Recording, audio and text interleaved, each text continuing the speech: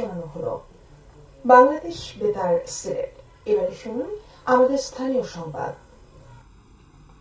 আসসালামু আলাইকুম। আজ রবিবার 16 আষাঢ়, 23 জিলহজ, 30 জুন।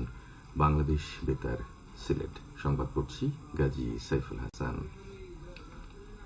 সিলেট তামাবিল মহাসড়ক প্রকল্পে দুটি প্যাকেজের জন্য ২,০৪৬,৮৩,২৮,০১৫ টাকার ক্রয় প্রস্তাব অনুমোদন দিয়েছে সরকারি ক্রয় সংক্রান্ত মন্ত্রিসভা কমিটি।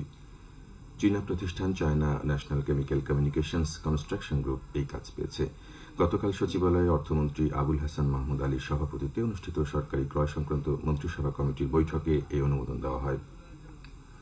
বৈঠক শেষে মন্ত্রিপরিষদ বিভাগের সমন্বয় ও সংস্কার সচিব মোহাম্মদ মাহমুদুল হোসাইন খান এ তথ্য জানান। তিনি জানান, বাংলাদেশ সরকার ও এশিয়ান ইনফ্রাস্ট্রাকচার ইনভেস্টমেন্ট ব্যাংকের অর্থায়নে সড়ক ও জনপথ অধিদপ্তর বাস্তবায়নাধীন প্রকল্পের ক্রয় প্রস্তাব অনুমোদন দেওয়া হয়েছে। এতে ব্যয় হবে ৬৬০,৭১,২৫,৪২৩ টাকা। এছাড়া একই প্রকল্পের আওতায় প্যাকেজ নম্বর ৩-এর ক্রয় প্রস্তাব অনুমোদন দেওয়া হয়েছে। এতে ব্যয় হবে ১,৩৮৬,১২,২৫,৫৯২ টাকা। সচিব জানান, সরকারি ক্রয় সংক্রান্ত মন্ত্রিসভা কমিটির সভায় মোট ৬টি প্রস্তাব উপস্থাপিত ও আলোচিত হয়। এর মধ্যে শিল্প মন্ত্রণালয়ের ১টি, সেতু বিভাগের ১টি, সড়ক পরিবহন ও মহাসড়ক বিভাগের ২টি ও বাণিজ্য মন্ত্রণালয়ের ২টি। সবগুলো প্রস্তাব মন্ত্রিসভা কমিটি অনুমোদন দিয়েছে। সিলেটের নদ নদীর পানি কমছে। কুশিয়ারার ১টি পয়েন্ট ছাড়া সকল নদ নদীর পানি বিপদসীমার নিচ দিয়ে প্রবাহিত হচ্ছে। পানি উন্নয়ন বোর্ড জানায়, গতকাল সকাল ৯টায় ফেঞ্চুগঞ্জের কুশিয়ারা পয়েন্টে বিপদসীমার ৮৫ সেন্টিমিটার উপর দিয়ে প্রবাহিত হচ্ছিল। বন্যা পরবর্তী সময়ের কথা বিবেচনা নিয়ে বিভাগ জুড়ে কাজ করছে স্বাস্থ্য বিভাগের মেডিকেল টিম। পানি বিশুদ্ধকরণ ট্যাবলেট সহ জরুরি ঔষধপত্র বিভিন্ন জায়গায় পৌঁছে দেওয়ার কাজ অব্যাহত আছে। এদিকে বৃষ্টিপাত কম হয় মৌলভীবাজারে প্রধান ৩টি হাওরের পানি কমতে শুরু করেছে। সরকারি বেসরকারি উদ্যোগে বন্যা উপদ্রুত এলাকায় ত্রাণ সহায়তা অব্যাহত রয়েছে। জেলা প্রশাসন জানায়, এখন পর্যন্ত ১২৩টি আশ্রয়কেন্দ্রে ৬,৯২৯ জন আশ্রয় নিয়েছেন।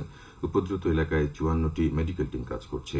এ পর্যন্ত ১,০৫০ মেট্রিক টন চাল, নগদ ১৭,৫০,০০০ টাকা, ৬,৮০০ প্যাকেট শুকনো খাবার, ৮৫,০০০ টাকার শিশু খাদ্য, ১,৮৫,০০০ টাকার গোখাদ্য, ৫,৫০,০০০ টাকার পানি বিশুদ্ধকরণ ট্যাবলেট এবং ১৮,০০০ প্যাকেট খাবার স্যালাইন বিতরণ করা হয়েছে। এদিকে সিলেট জেলা ও মহানগর সহ বিভাগের সকল জেলা উপজেলায় সরকারি বেসরকারিভাবে ত্রাণ বিতরণ অব্যাহত আছে। গতকাল সিলেটের বিশ্বনাথ উপজেলায় নেমাসাদ দ্বিপাক্ষিক উচ্চ বিদ্যালয়ে বন্যার্ত মানুষের মধ্যে ও দণ্ডপানিপুর আশ্রয়ণ প্রকল্পে বসবাসরতদের ত্রাণ বিতরণ করেন প্রবাসী কল্যাণ ও বৈদেশিক কর্মসংস্থান প্রতিমন্ত্রী শফিকুর রহমান চৌধুরী। এ সময় তিনি বলেন, বন্যায় আক্রান্তদের সহায়তায় সরকারি সহযোগিতা অব্যাহত থাকবে। সরকারি ঊর্ধ্বতন কর্মকর্তা সহ সংশ্লিষ্টরা এ সময় উপস্থিত ছিলেন। গতকাল মৌলভীবাজারের জেলা কৃষি সম্প্রসারণ অধিদপ্তর জেলা পর্যায়ে শিল্প সংস্কৃতিতে সামগ্রিক অবদানের স্বীকৃতি স্বরূপ সিলেট জেলার ৪ জন গুণী শিল্পী ও একটি সৃজনশীল সংগঠনকে জেলা শিল্পকলা একাডেমি সম্মাননা ২০২৩ প্রদান করা হয়েছে। জেলা শিল্পকলা একাডেমির উদ্যোগে গতকাল বিকেলে নগরের পূর্বশাহী ঈদগাস্ত একাডেমি মিলনায়তনে আয়োজন করা হয় এই সম্মাননা প্রদান অনুষ্ঠানের। ৫টি ক্যাটাগরিতে ৪ জন গুণী শিল্পী ও একটি সৃজনশীল সংগঠনের হাতে সম্মাননা পদক, চেক, সনদপত্র ও উত্তরীয় তুলে দেন অনুষ্ঠানে প্রধান অতিথি প্রবাসী কল্যাণ ও বৈদেশিক কর্মসংস্থান মন্ত্রণালয়ের প্রতিমন্ত্রী শফিকুর রহমান চৌধুরী। সিলেটের অতিরিক্ত জেলা প্রশাসক সার্বিক মোহাম্মদ মোবারক হোসেনের সভাপতিত্বে অনুষ্ঠানে বিশেষ অতিথি বক্তব্য রাখেন বাংলাদেশ আওয়ামী লীগের প্রেসিডিয়াম সদস্য, সাবেক সংসদ সদস্য সৈয়দা জীবুন্নেসা হক এবং সিলেট জেলা পরিষদের চেয়ারম্যান ও জেলা আওয়ামী লীগের সাধারণ সম্পাদক অ্যাডভোকেট মোহাম্মদ নাসির উদ্দিন খান।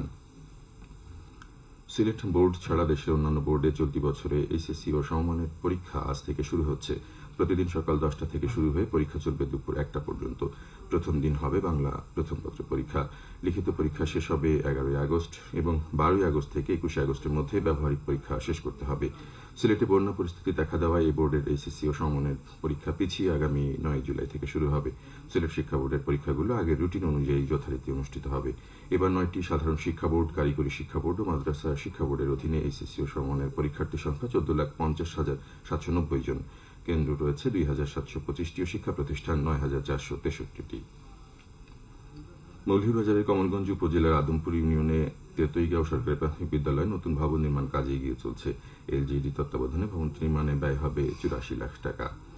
হবিগঞ্জের চুনারুঘাট পৌরসভার ২৫,৭৫,৯৫,০০০ টাকার বাজেট ঘোষণা করা হয়েছে। গতকাল পৌর ভবনে এ বাজেট ঘোষণা করেন মেয়র সাইফুল আলম। বাজেটে ব্যয় ধরা হয়েছে ২৫,৭২,৫৫,০০০ টাকা, উদ্বৃত্ত ধরা হয়েছে ৪,৪০,০০০ টাকা। খেলার খবর, ফুটবল। প্রীতি ফুটবল ম্যাচ অনুষ্ঠিত হবে আজ সিলেটে বিকেলে নগরের আবুল মাল আব্দুল মুহিত ক্রীড়া কমপ্লেক্সে। এই ম্যাচে ভারত থেকে আগত বেহালা সকার একাডেমি দল মুখোমুখি হবে Biswanath sports development trust UK দলের। সিলেটের Biswanath sports development trust UK এই ম্যাচের আয়োজন করেছে। সবশেষে আবহাওয়া। আজ বেলা 1টা পর্যন্ত পূর্বাভাসে বলা হচ্ছে সিলেটের পার্শ্ববর্তী এলাকায় দক্ষিণ দক্ষিণ পূর্ব দিক থেকে অস্থায়ীভাবে ঘন্টায় সর্বোচ্চ 60 কিলোমিটার বেগে ঝোড়ো হাওয়া বয়ে যেতে পারে। সেই সঙ্গে হতে পারে বৃষ্টি অথবা বজ্রসহ বৃষ্টিপাত।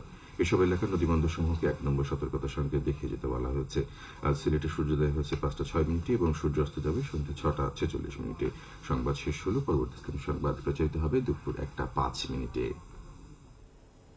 বাংলাদেশ বেতার